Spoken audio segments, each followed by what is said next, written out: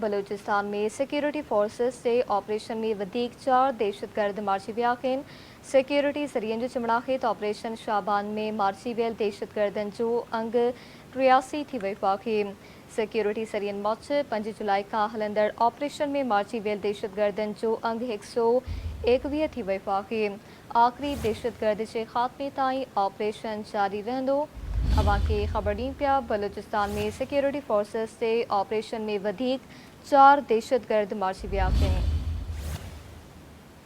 Security सरियन जो चवणु आहे त ऑपरेशन शाबान में मार्ची वियल दहशतगर्दन जो अंग 83 थी वियो।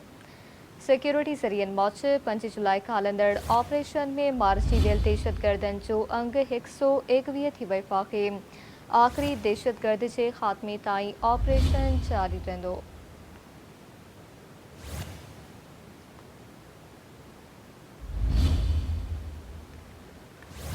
बलूचिस्तान में सिक्योरिटी फोर्सेस से ऑपरेशन में वधीक 4 दहशतगर्द मार्ची विया आहिनि। सिक्योरिटी सरियन जो चवणु आहे त ऑपरेशन शाबान में मार्ची वियल दहशतगर्दन जो अंग 83 थी वियो।